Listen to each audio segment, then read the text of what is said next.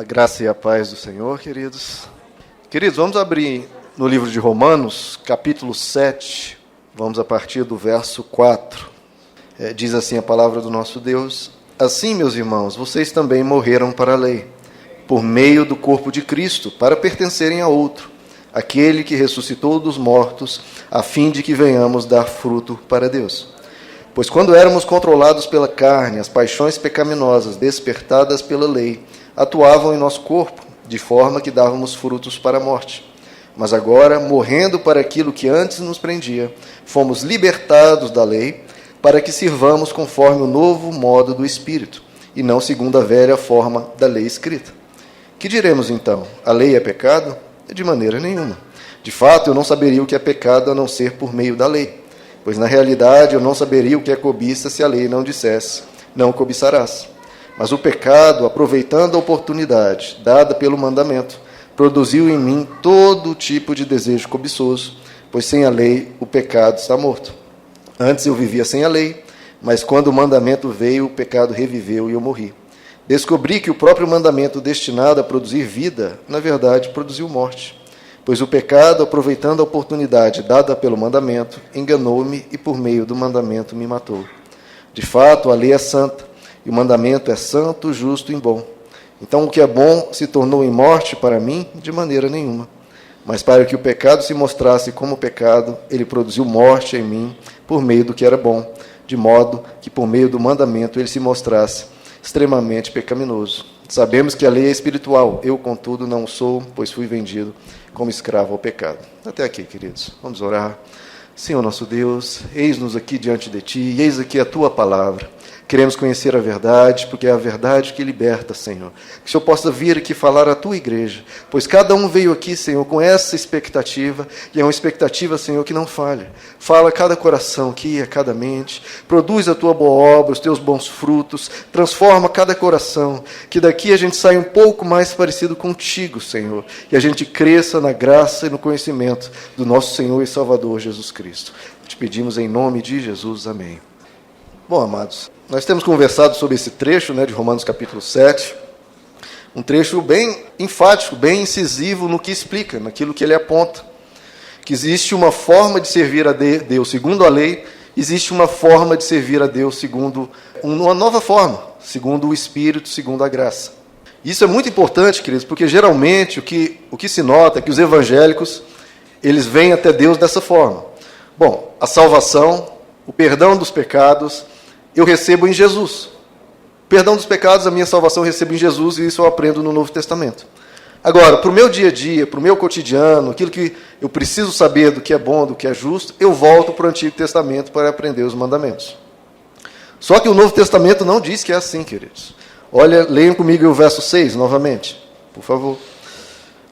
Mas agora, morrendo para aquilo que antes nos prendia, fomos libertados da lei. Veja só, a lei, o Antigo Testamento, nós fomos libertados para que sirvamos conforme o novo modo do Espírito, e ele ainda repete, e não segundo a velha forma da lei escrita. Então existe a lei de Deus, que tem todos os princípios morais de Deus, que ensina ao ser humano o que é justo, o que é correto. Ele diz, o apóstolo Paulo diz que a lei é espiritual, a lei é justa, boa e perfeita. Só que não há forma de se obedecer esses princípios. Então ele fala, existe um novo modo de servir a Deus. Os mesmos princípios, mas não agora no formato de lei. É uma nova forma, um novo modo, não conforme a velha forma da lei escrita, mas conforme agora o Espírito. E eu mostrei na mensagem anterior uma apresentação aqui para destacar alguns versículos, para mostrar o quanto o Novo Testamento ele é enfático nisso, e ele nos deixa bem claro que a lei teve o seu propósito, mas agora a gente não serve mais a Deus conforme a lei. Vou aqui repetir isso, para isso ficar bem claro. Bom, esses são dois versos que nós lemos, Assim, meus irmãos, vocês também morreram para a lei. Então, nosso relacionamento com a lei, nós morremos por meio do corpo de Cristo. E aí, a gente agora não precisa obedecer, não precisa servir, não. Nós morremos para a lei para pertencermos a outro. Quem é esse outro? Aquele que ressuscitou dos mortos, a fim de que venhamos dar frutos para Deus. Então agora, em vez de servir a uma lei escrita, agora a gente morre para essa lei e vamos servir aquele que morreu por nós, que é Jesus Cristo. Por isso que tem sido uma ênfase minha de que a nossa vida cristã, queridos, tem que basear-se em Jesus Cristo. Amém. Porque nós morremos para a lei e agora a gente tem um mestre. Nós somos discípulos dele e nós temos que andar nos passos de Jesus. Sempre que você quer crescer em Deus, olhe para Jesus. Porque ele é a expressão exata do ser de Deus. Então é olhando para Jesus que a gente aprende a se relacionar, como conversar, como tratar as pessoas, como lidar com todos os problemas do mundo. Nós vamos servir a Deus agora servindo a Cristo, a fim de que venhamos a dar frutos para Deus. Esse é o objetivo. Nós damos frutos para Deus seguindo o exemplo de Cristo. E aqui no verso 6, morrendo para aquilo que antes nos prendia, fomos libertados da lei. Então isso é uma coisa bem clara. Fomos libertados da lei. E agora? Ficamos sem nenhum parâmetro? Não. Para que sirvamos conforme o novo modo do Espírito e não segundo a velha forma da lei escrita. Então, eu vou repetir. Todos os princípios de Deus são imutáveis. Os princípios morais de Deus. Por exemplo, é na lei que você aprende a não matar. Não matarás é algo que é eterno. Isso não tem o que discutir. Só que, eu vou entrar mais em detalhes sobre isso, a forma que o Novo Testamento, que a Nova Aliança trata disso, é diferente.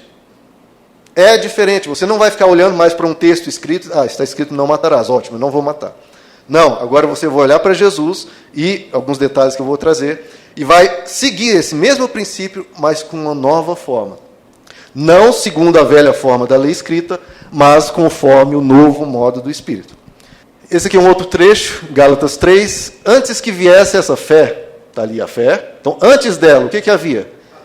Estávamos sob a custódia da lei. Então, antes da fé em Jesus Cristo, antes de Jesus vir à Terra, só existia a lei. Os 10 mandamentos e todos os princípios que constam no Antigo Testamento. Estávamos sob a custódia da lei. Então, a lei que dominava a nossa vida e a forma de vivermos, de relacionarmos com Deus. Nela, encerrados, estávamos ali, presos dentro daquele arcabouço, daquela forma de ensino e de vivência. Até que a fé que haveria de vir fosse revelada. Então, estávamos dentro da lei, até que, então, houve um ponto de interrupção nisso, até que a fé que haveria de vir fosse revelada. Assim, a lei foi o nosso tutor até Cristo. Tutor é aquele que ensina, né? A criança pequena, quando a criança é muito pequena, ela tem um tutor para ensiná-la os princípios básicos, os princípios elementares, até Cristo. Então, chegando à fé, chegando Cristo, nós vamos sair desse tutor, para que fôssemos justificados pela fé. Agora, porém, chegou a fé, está ali, chegou a fé, chegou Jesus Cristo ao mundo. Já não estamos mais sob o controle do tutor. Eu vejo que o Novo Testamento é bem forte, ele sempre fala isso. Foi falar nos versos anteriores, nós morremos para a lei, não fomos libertados da lei, não vamos servir mais a Deus conforme a velha forma da lei escrita, e não estamos mais sob o controle do tutor. Não é essa lei mais que domina o nosso ser. É por isso que os cristãos costumavam dizer, agora o nosso Senhor, o nosso Adonai, o nosso Kyrios é Jesus Cristo. Ele é que vai ter a primazia sobre a nossa vida. Nós vamos olhar para Cristo. Em Romanos 6... o pecado não nos dominará, porque, e veja como o Novo Testamento repete. Vocês não estão debaixo da lei.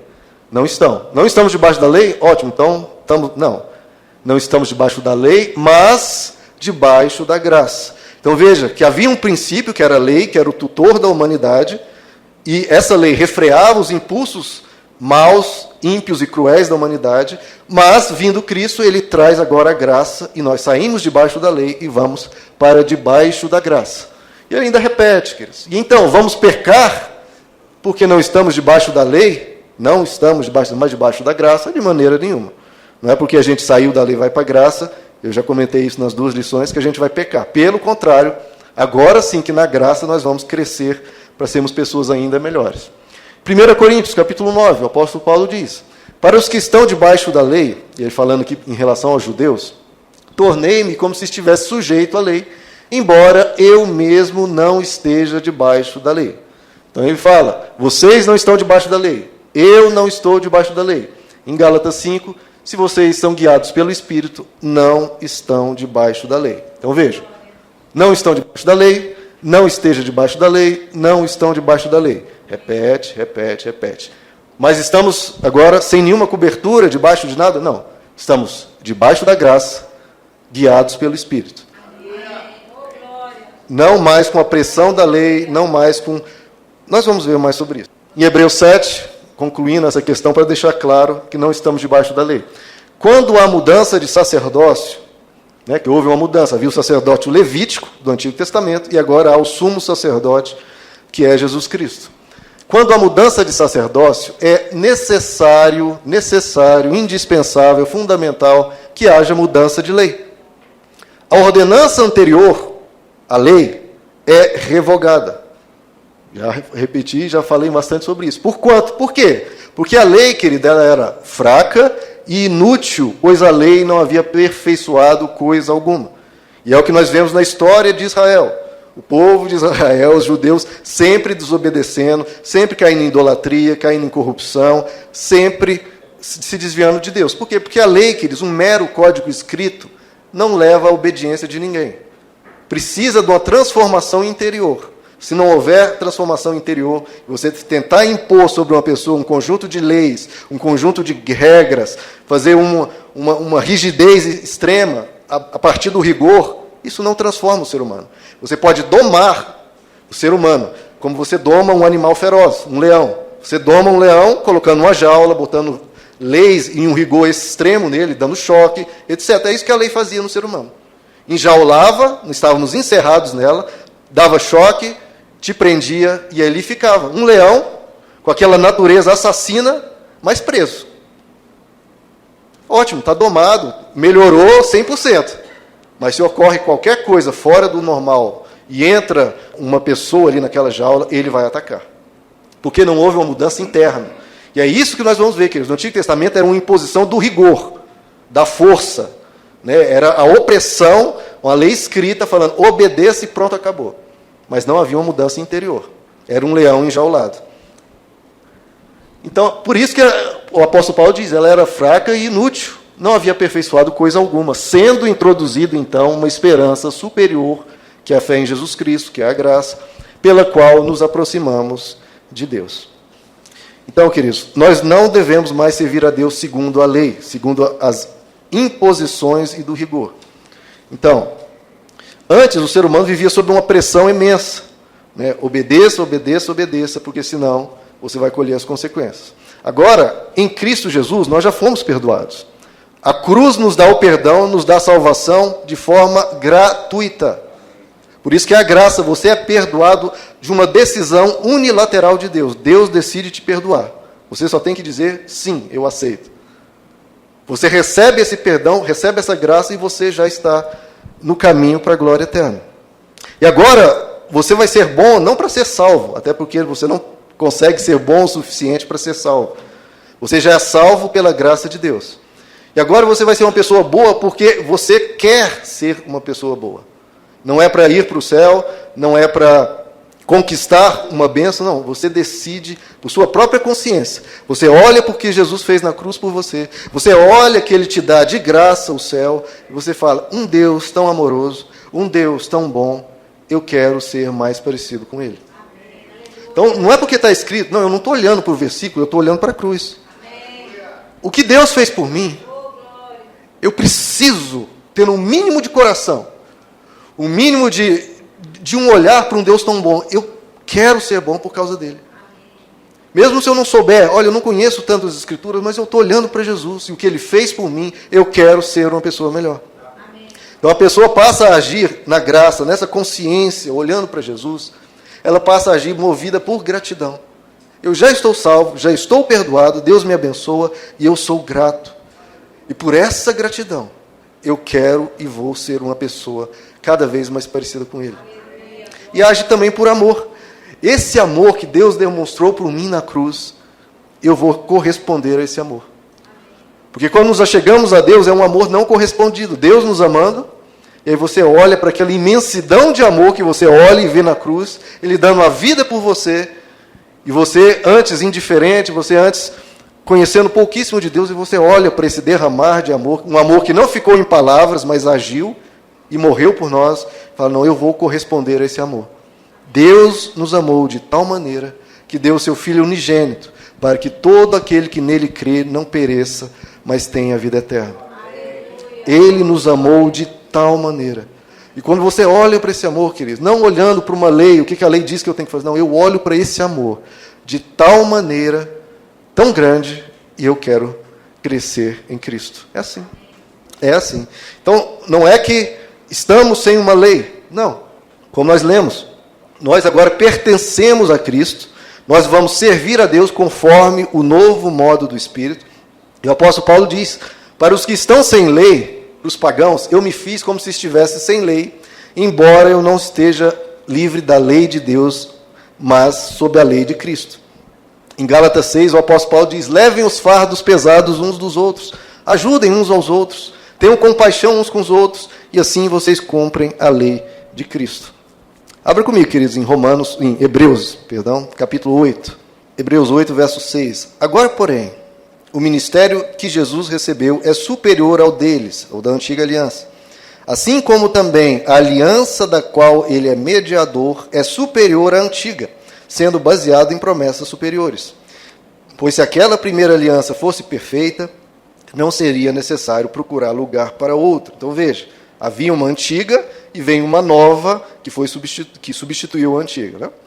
Deus, porém, achou o povo em falta e disse, isso lá no Velho Testamento, Deus está dizendo, estão chegando os dias, declara o Senhor, quando farei uma nova aliança, é Deus falando isso, com a comunidade de Israel, com a comunidade de Judá.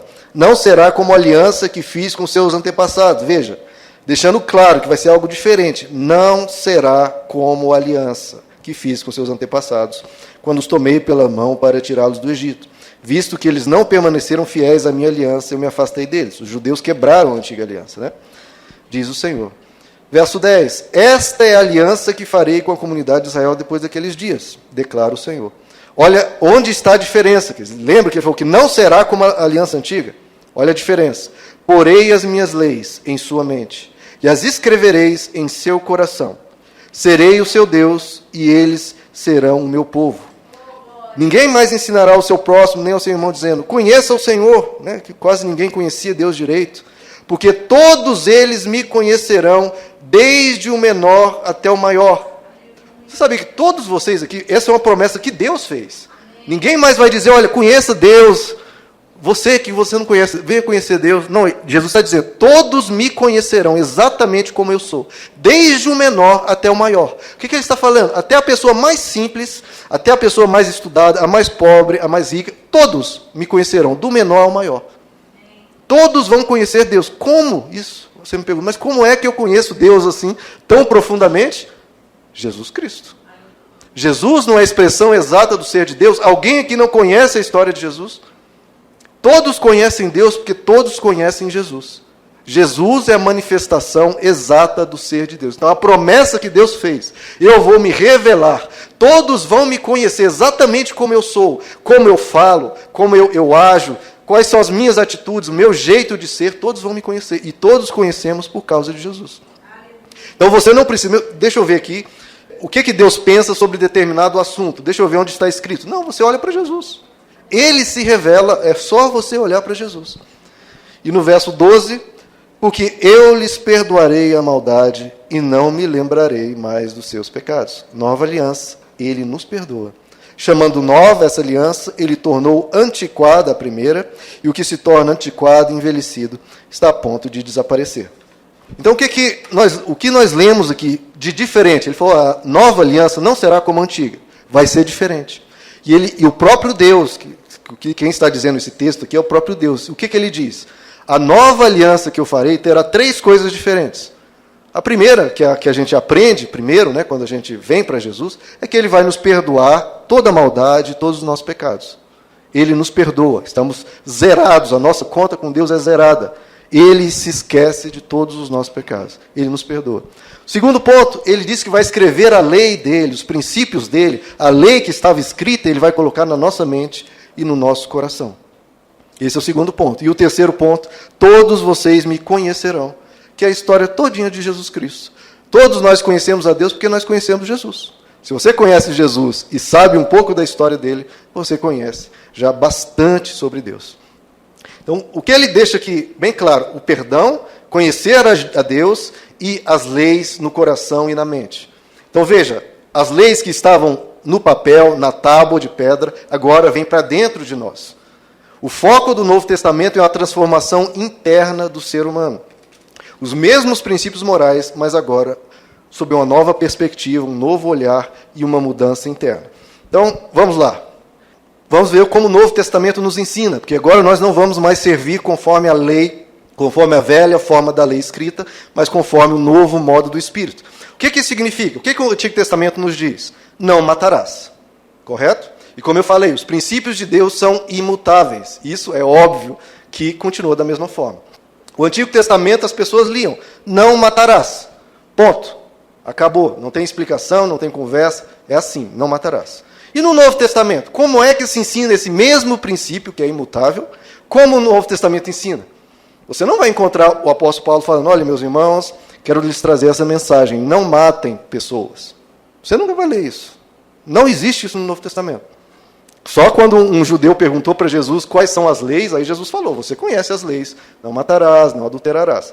Mas quando o apóstolo Paulo, o apóstolo Pedro, o apóstolo João e o próprio Jesus vão ensinar, eles ensinam esse mesmo princípio, mas não falam assim, não matarás.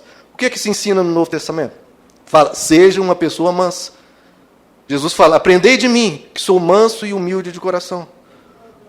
Gálatas 5, ao falar dos frutos do Espírito, ele fala, no fruto do Espírito é não matar. Não, o fruto do Espírito é mansidão. Seja uma pessoa mansa. O apóstolo Paulo também ensina, revista-se de bondade. Agora, para uma pessoa mansa, que é o que o Novo Testamento está querendo transformar você e eu, transformar você numa pessoa dócil, numa pessoa tranquila, numa pessoa pacífica. Quantas vezes Jesus fala, bem-aventurados os pacificadores, bem-aventurados os mansos. Ele não fala, bem-aventurados os que não matam. Não. Porque é uma mudança, queridos, é uma mudança muito grande. E é uma pessoa mansa, uma pessoa pacífica, uma pessoa boa, que é o que o Novo Testamento quer te transformar, que a nova aliança quer te transformar, você não precisa dizer não mate. Você vai falar para uma pessoa mansa, não mate. É aquilo que eu estava falando, a lei, ela enjaula um leão. Para um leão, você precisa falar, olha, não mate. Ele está lá enjaulado, acorrentado e tomando choque. E para ele ainda você tem que dizer, não mate. Agora, no Novo Testamento, você nasce de novo, olhando para Jesus, olhando para o que Deus fez por você na cruz. Isso precisa criar uma transformação tão grande, não é algo superficial, queridos, mas tão grande, que Jesus diz, importa que você nasça de novo. Servir a Deus, querido, não é ser um leão enjaulado, é você deixar de ser um leão e se transformar numa ovelha. Por isso que ele fala, às ovelhas e aos bodes. Os bodes são violentos, são selvagens, não gostam de ser domesticados. As ovelhas, pelo contrário, elas são mansas e são tranquilas. E Jesus diz que no fim dos tempos, ele não vai pegar pegar a lista das coisas que você fez certo, a lista das coisas que você fez errado. Não, ele vai olhar para quem você é. Existem aquelas que são ovelhas, as ovelhas venham para o reino do meu Pai. E aqueles que são bodes, que são maus, que são violentos, que são cruéis. Eu não preciso olhar o que essa pessoa fez ou deixou de fazer, é o que a pessoa é. E é por isso que o Novo Testamento foca numa transformação de quem você é. Deixar de ser um leão enjaulado e ser uma ovelha que pode deixar livre. Por isso que não tem mais a pressão da lei. O leão precisa de uma jaula. A ovelha não precisa de uma jaula. Por isso que ele fala, vocês não estão mais debaixo do controle do tutor. Não estão mais encerrados debaixo da lei, estão debaixo da graça. E a graça é uma jaula? Não, a graça é um amor de Deus, um cuidado de um pastor pela sua ovelha. Porque ela é dócil, ela é mansa e não precisa se dar ordens nem esmagar uma ovelha. Não, o pastor anda e a ovelha vai atrás. No máximo ele dá um puxãozinho aqui, um puxãozinho ali. Mas é uma ovelha, é uma mudança interior. Antigo Testamento, não matarás. O Novo Testamento, seja manso. Bem-aventurados mansos, bem-aventurados pacificadores. Os frutos do Espírito, mansidão, paz, paciência, domínio próprio. Antigo Testamento, não dê falsos testemunhos, não minta. No Novo Testamento você não encontra isso, queridos. O Novo Testamento, o que se diz? Diz, caminhe na verdade. Seja uma pessoa da luz. É a mesma coisa, só que o foco é totalmente diferente. Não é prendendo a pessoa, é liberando a pessoa. Vá e seja uma pessoa da luz. Vá e seja uma pessoa da verdade. Faça como o teu mestre, faça como Jesus. Fale a verdade, seja uma pessoa que as pessoas podem confiar no que você diz. Pode até se dizer, não minta, não mate, mas de passagem. Esse não é o foco. O foco é transformar quem você é. Então não é domar, não é controlar, não é prender as más atitudes, não é transformação interna. Então o foco, queridos, é diferente. No Antigo Testamento o foco é no negativo. Não faça tal coisa. Não mate, não adultere. O foco é negativo e o foco é nas ações exteriores. Não faça tal coisa.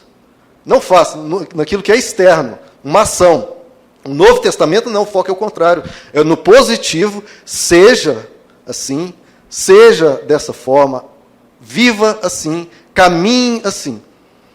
E é no positivo e no que a pessoa é, no ser interior. Por isso que no Novo Testamento você vê palavras que não existiam no Antigo. Fala de consciência, fala do homem interior. Revista-se de Cristo, transforme seu homem interior, renovai-vos pela transformação da vossa mente. É tudo lá dentro. O foco é no positivo e é no que você é. Por isso que não fala, olha, não faça, não é questão de fazer, olha, seja assim, caminhe assim, ande dessa forma, então é no que você é. Então, no Antigo Testamento, olha, não pode fazer tal coisa. No Novo Testamento é seja tal coisa. Seja como Cristo. Abra comigo em 2 Coríntios, queridos, capítulo 3. Isso é bom demais, né, queridos? Eu vibro com isso aqui. 2 Coríntios, capítulo 3. O apóstolo Paulo nos trazendo novamente. Ele fala bastante sobre isso, mas vamos ler aqui 4 versos. Vamos do verso 6, queridos. Ele falando de novo dessa nova aliança, dessa nova forma de servir a Deus. Ele nos capacitou, 2 Coríntios 3, verso 6. Ele nos capacitou para sermos ministros de uma nova aliança. E ele põe de novo a distinção, não da letra, mas do espírito. Então veja, a letra é algo lá fora, algo num papel, numa tábua, mas do espírito, que é algo dentro. Pois a letra mata, mas é o espírito que vivifica, é o espírito que transforma a nossa vida, é o espírito que vai fazendo dentro de nós Deus ser presente. O ministério que trouxe a morte, falando aqui da antiga aliança, foi gravado com letras em pedras, que nós temos comentado. Mas esse ministério veio com tal glória que os israelitas não podiam fixar os olhos na face de Moisés, por causa do resplendor do seu rosto, ainda que desvanecente. Então a lei teve uma glória. Apesar de ser um ministério que trouxe morte, ele tinha sua glória. E ele compara, não será o ministério do Espírito ainda muito mais glorioso? Se era glorioso o ministério que trouxe condenação, porque a lei basicamente condena, quanto mais glorioso será o ministério que produz justiça. Então havia o ministério da lei, gravado em pedras, que tinha sua glória, e agora o ministério do Espírito, que tem muito mais glória. Porque o ministério da lei só condena. Né? Uma lei sobre o leão só vai ser condenado. Agora, esse novo ministério, ele produz justiça. Ele transforma o leão em ovelha, e a ovelha recebe todo o elogio, todas as bênçãos. Então, queridos, essa é a grande diferença. Um ministério é baseado no que estava escrito. Agora, queridos, como discípulos de Cristo, eu clamo a vocês que não busquem mais isso, a viver dessa forma. Eu quero saber onde está escrito. Não, agora eu sou um discípulo de Cristo. Por favor, me ensinem onde está escrito. Mas eu vou ser uma pessoa do bem. Eu vou ser um discípulo de Cristo. Porque se você pergunta, uma pessoa, olha, preste atenção, como é que funciona isso? Chega uma pessoa e te diz, olha, o que você está fazendo em determinada coisa está errado, meu irmão. Porque está ferindo uma determinada pessoa está ficando chateada. Se você é do tipo de pessoa que, diante disso, do exposto, veja, uma pessoa te diz, olha, o que você está fazendo está errado, porque está machucando tal pessoa. Tal pessoa está ficando chateada. Ela está... Se você é do tipo que responde, ok, onde está escrito que isso é errado, que eu fiz? O que o apóstolo Paulo está dizendo é que você é uma pessoa da lei. Porque você precisa saber o que está escrito, mesmo vendo que está fazendo um mal, você quer saber onde está escrito. Não basta você olhar o mal sendo feito, não basta você ver que você está agindo muito pior do que poderia. Não, você quer saber onde está escrito. Então, é um ministério da letra. E o apóstolo Paulo diz, agora a gente não serve mais conforme a velha forma da letra. Você age conforme a sua consciência, conforme você vê as coisas acontecendo. O que está escrito te fortalece. Mas se você não conhece determinada coisa, você olha para a situação e vê, vou agir baseado no amor que eu tenho pelas pessoas e vou desejar fazer o bem. Por isso que nós lemos, a lei vai estar escrita onde? no coração e na mente. Deus disse isso. A minha lei eu vou pôr na mente e no coração das pessoas. Se você tem um coração duro, que vê que você fez um mal e não vai lá corrigir, não vai lá pedir perdão, não vai lá procurar consertar o seu erro, você está com a mentalidade, não está com essa lei escrita no seu coração e na sua mente. E aí você precisa se enxergar diante de Deus e ver, Senhor, eu quero essa lei no meu coração e na minha mente. Eu quero deixar de ser um leão e ser um cordeiro, ser uma ovelha e seguir, porque eu tenho essa consciência nova. Eu quero seguir a Cristo. Então, uma lei escrita no coração. É o seu coração e a sua mente vendo, eu fiz o errado. A mente diz, eu fiz o errado. O coração diz, a pessoa está sofrendo.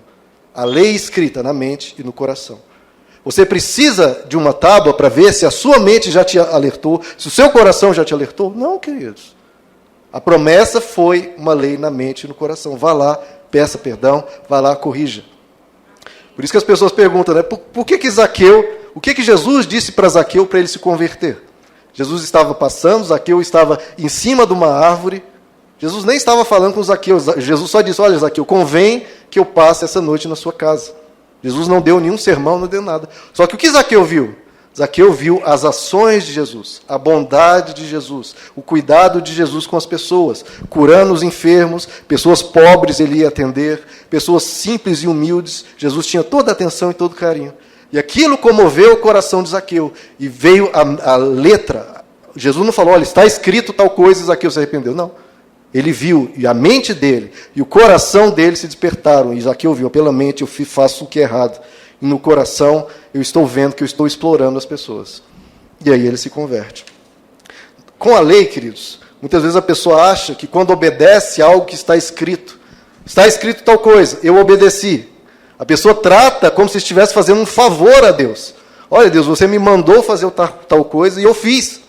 Trata isso como se tivesse feito um favor a Deus e cobra a Deus por isso. Está vendo, Deus? Eu fiz, agora eu quero a minha contrapartida.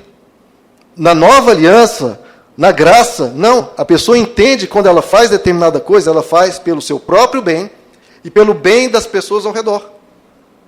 Deus não está ganhando nada com isso. Deus nunca ganha nada, porque Deus nunca precisa de nada, nem nunca vai precisar. Mas quando você faz o bem e age com bondade, você está fazendo o bem para você mesmo e para as pessoas ao seu redor. O maior beneficiário é você, não é Deus. E quando você vê dessa forma, você não cobra a Deus, você agradece a Deus. Fala, Senhor, obrigado por eu ter conseguido ser um pouquinho melhor hoje. O problema, queridos, de tratar, né, os mandamentos, os princípios de Deus como algo escrito, é que muitas vezes você não conhece tudo. Alguém que conhece todos os princípios que Deus colocou para nós aqui no Antigo Testamento? Alguém arrisca dizer que conhece todos? Não. Primeiro, então tem dois problemas na lei escrita. Primeiro, é difícil você conhecer tudo. E segundo, que é manipulável. É manipulável. Veja, nós temos uma lei escrita, né, nós temos o Código Penal, o Código Civil, temos a Constituição. E quando vai para um tribunal, você vê um advogado, a mesma lei escrita, tudo ali bonitinho, dizendo passo a passo, o que pode, o que não pode. E vai um advogado e o outro, e os dois brigando com milhares de textos, páginas e volumes imensos, escritos e defendendo, e começa um debate infindável ali. Até que o juiz tem que decidir por uma coisa, porque senão ficava o resto da eternidade um advogado debatendo com o outro. Esse é um problema da lei escrita, porque ela é manipulável. A pessoa interpreta conforme a ocasião, conforme o desejo dela, conforme ela quer. Agora, queridos, quando a lei está escrita na mente, está escrita no coração, é diferente. Porque a pessoa toma consciência. A pessoa toma a decisão de ser uma pessoa melhor. Imagine, queridos, Deus olhando do céu, diante de uma determinada situação, e Deus olha do céu e vê uma pessoa dizendo, Senhor, eu não sei onde está escrito a respeito desse assunto. Eu não sei. Meu conhecimento bíblico é limitado. E a pessoa reconhece diante de Deus, Senhor, eu não sei onde está escrito a respeito disso. E ainda a pessoa dizia, eu penso que talvez haja versos escritos que me dão direitos em relação a essa situação. Eu acho que tem versículos que me dão direitos em relação a essa situação. Só que o que a pessoa diz diante de Deus, mas eu vou fazer o bem para alegrar essa pessoa, para o meu relacionamento ser melhor. Isso é consciência. Isso é evangelho. Isso é seguir conforme a graça. Não sei, não estou me recordando onde está escrito. Eu acho que tem coisas escritas me defendendo, mas eu não vou colocar essa postura de advogado, essa postura de ficar debatendo. Não, eu vou fazer o bem. Ponto. Eu vou seguir Jesus Cristo. Porque, queridos, existe uma coisa que é horrorosa, é quando um casal numa discussão, olha só o quão patético isso é. E como Deus deve se entristecer com isso. O horror que é, no meio de uma discussão de um casal, um homem e uma mulher, o homem traz um versículo bíblico. Aí a mulher vai e se defende com um versículo bíblico. E joga um em cima do marido. Aí o marido se defende, não, e joga, esse aqui versículo é o meu poder. Joga um versículo poderoso em cima do outro. E começa uma guerra de versículos. Um querendo ter o direito sobre o outro, um querendo vencer aquela discussão, jogando versículos sobre o outro. Isso é se comportar conforme a velha forma da lei escrita. Por isso que o Hebreus diz, ela era fraca, inútil e não aperfeiçoava coisa alguma, porque o ser humano manipula. O ser humano se defende, não conhece, interpreta ao seu bem prazer em sua defesa própria. Na graça, você olha para Jesus e vê que ele não ficou debatendo conosco, não, ele foi para a cruz e morreu por nós. Ele decidiu ser o derrotado numa discussão. Na discussão Deus e homem, Deus diz, eu saio derrotado. Eu vou para a cruz e vou morrer por vocês.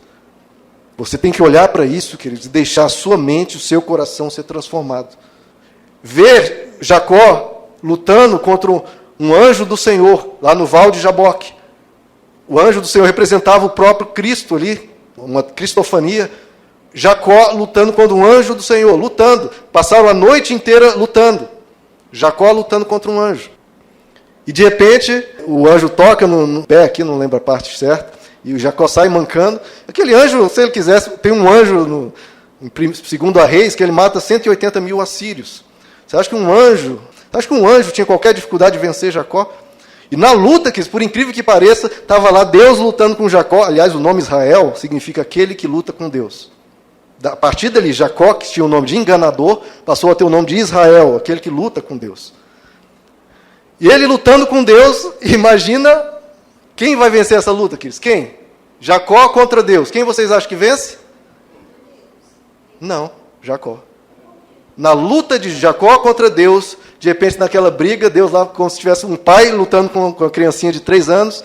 Pai, você me deu um golpe poderoso. E de repente, Deus cai. Você me venceu.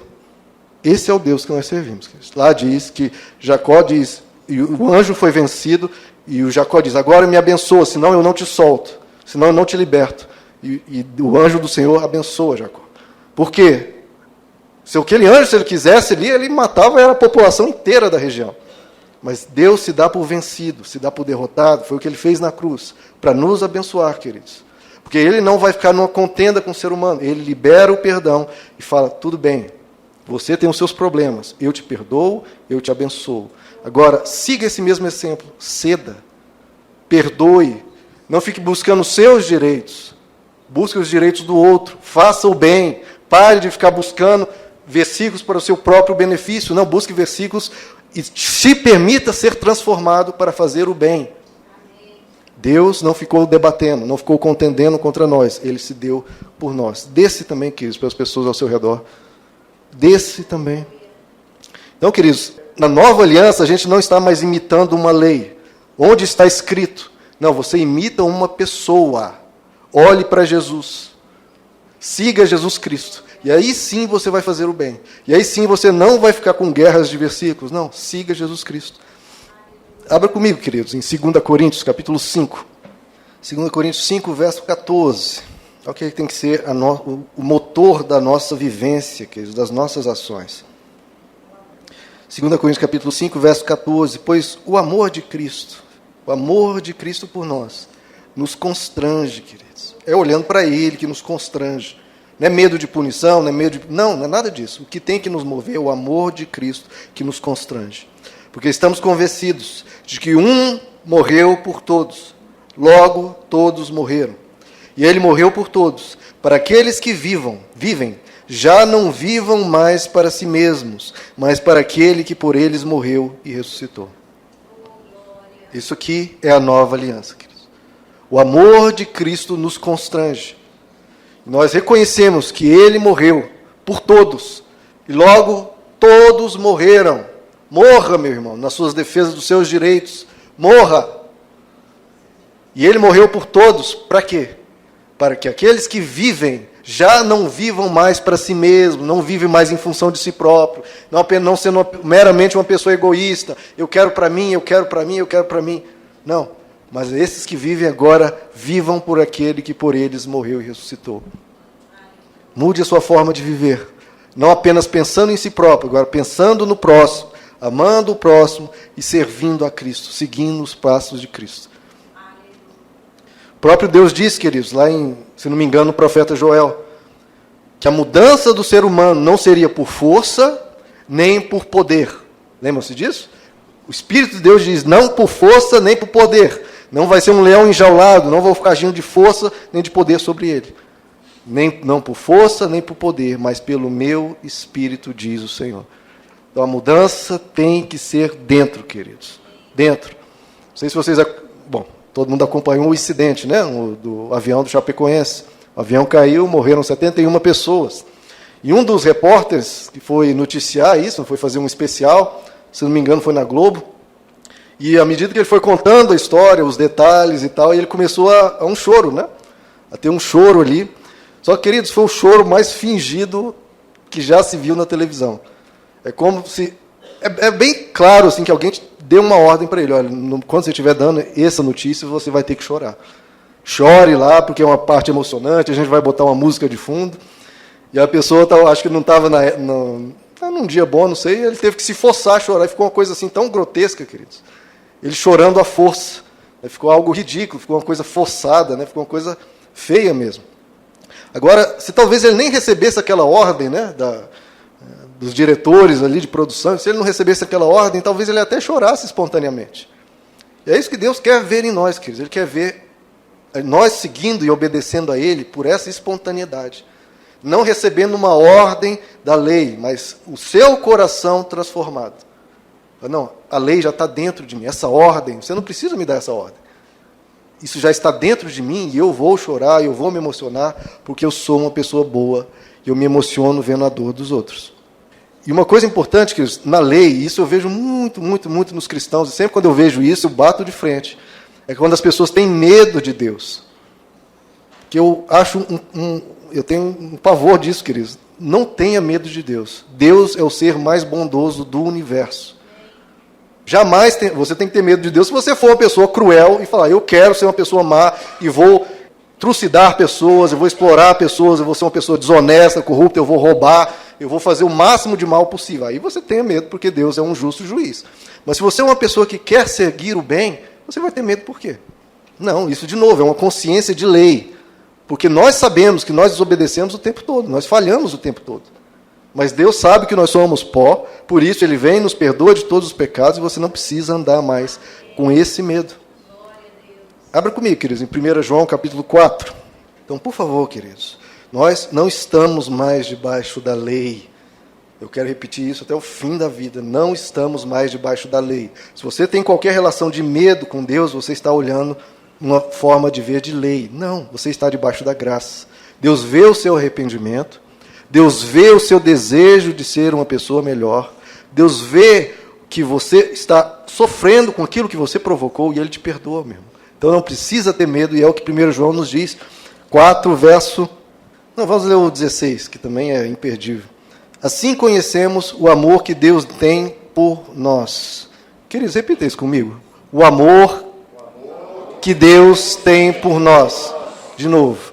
O amor que Deus tem por nós. De novo. O amor que Deus tem por nós. E será que você consegue dizer o restante? E confiamos nesse amor. Você confia? Então diga isso comigo. E confiamos nesse amor. De novo. E confiamos nesse amor. Essa é a graça. Essa é a nova aliança. Confie nesse amor. Deus é amor, queridos. Deus é amor. Todo aquele que permanece no amor, permanece em Deus e Deus nele. Dessa forma, o amor está aperfeiçoado entre nós, para que no dia de juízo tenhamos confiança. Você vai com total confiança, porque neste mundo somos como Ele.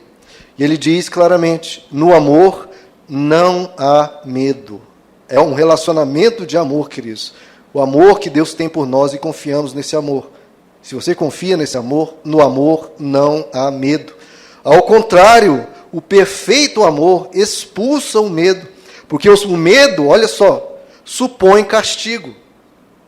Aquele que tem medo não está aperfeiçoado no amor. Então veja, esse pensamento de lei da antiga aliança, quando você peca, o que a pessoa fica com medo de Deus? Porque ela supõe castigo. Deus vai me punir, Deus vai me castigar. A pessoa tem medo de entrar no carro, que vou ter um acidente. Deus vai pesar a mão sobre mim. Muitos dizem isso por aí. Está dizendo, meu Deus, irmãos, Deus tem o amor que Deus tem por nós e confiamos nesse amor. E ele diz, no amor não há medo. O relacionamento entre nós e Deus é um relacionamento na graça de Deus, em Jesus Cristo, em amor. Não há necessidade de medo algum.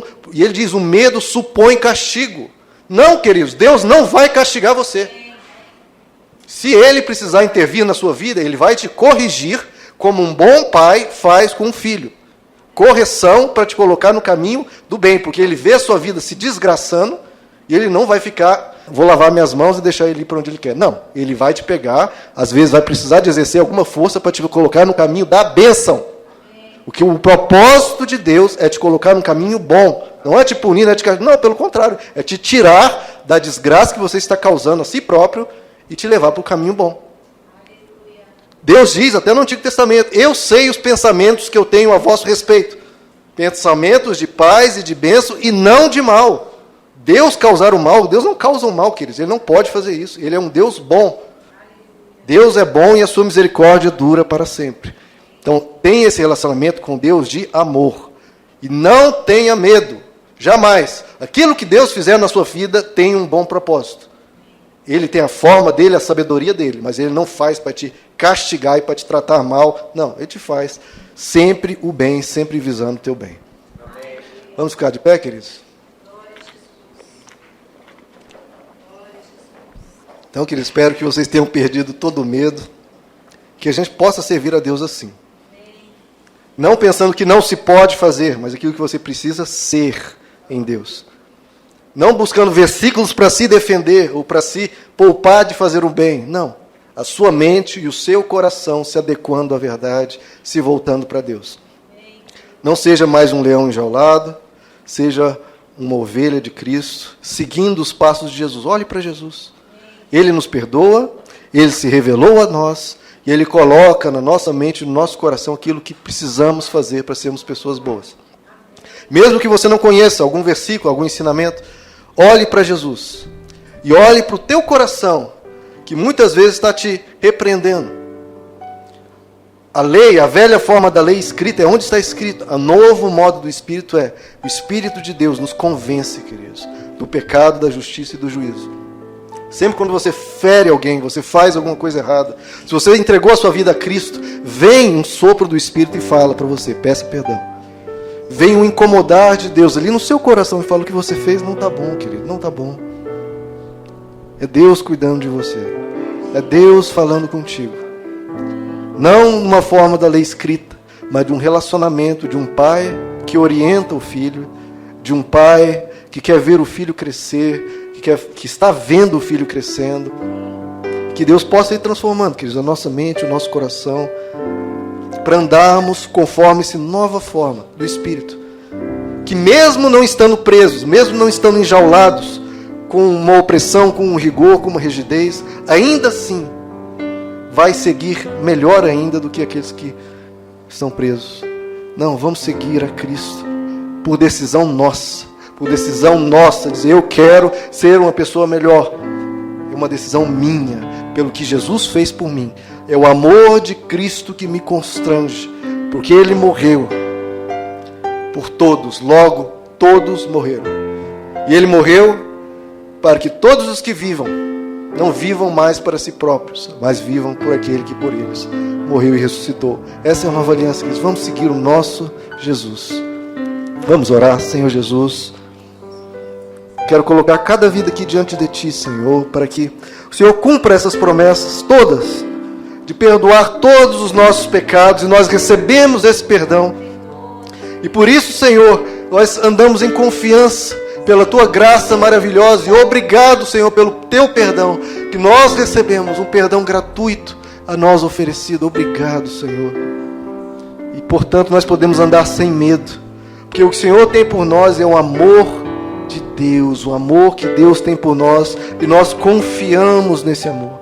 Que cada um saia daqui com essa confiança, Senhor, que o Senhor nos ama, que o nosso relacionamento contigo não é de um legislador para os legislados, não de um juiz para os julgados, não de um policial para os investigados, mas um relacionamento de um pai para com um filho, de um noivo para com uma noiva, de um amigo para com seu amigo. Senhor, que nenhum medo exista entre nós em relação a Ti, porque o medo supõe castigo, e o Senhor não quer jamais nos fazer o mal, pelo contrário, o Senhor quer só nos fortalecer, nos dar saúde, nos dar paz e nos transformar. Que o nosso coração tenha total confiança nesse amor. E, Senhor, que a gente olhe para Ti, porque, como o Senhor prometeu, ninguém vai dizer, conheça o Senhor. Não, todos Te conhecerão, porque todos conhecem a história de Jesus Cristo, quem o Senhor é, como o Senhor agiu, a misericórdia e o amor que o Senhor tratava os enfermos, que você tratava os pecadores, que o Senhor tratava os fracos, que o Senhor tratava os desprezados, os rejeitados. E o Senhor é bom, e nós podemos confiar em todo o amor que o Senhor tem por nós. Mesmo quando os discípulos diziam, mestre, queres que a gente mande descer fogo do céu? E o Senhor diz, vocês não sabem de que espírito são. Eu não vim para destruir, eu vim para salvar. Salva todos nós, conduz-nos no teu amor, Senhor, e escreve as tuas leis, os teus princípios nas nossas mentes, nos nossos corações, para que haja uma mudança interna, uma mudança não meramente no que a gente faz, mas em quem nós somos em Ti, em quem nós somos. Queremos ser teus imitadores, queremos ser revestidos de Cristo, queremos ser parecidos com o Senhor, Pai. Mesmo se nós não soubermos algo que esteja escrito, o Senhor escreva no nosso coração, coloque no nosso coração o querer de sermos pessoas boas e o realizar de sermos pessoas boas segundo Cristo. Pai, que todos nós venhamos andar livres e libertos, mas livres e libertos para seguir a Ti. Somos Teus, Senhor. Transforma o Teu povo, transforme cada um aqui. Que o Teu amor venha constranger cada um aqui a sermos, Senhor, melhores maridos, melhores mulheres, melhores pais, melhores filhos. Escrito ou não, mas constrangidos pelo Teu amor. Porque o Senhor deu a vida para que nós, morreu a nossa morte, para que nós vivamos a Tua vida.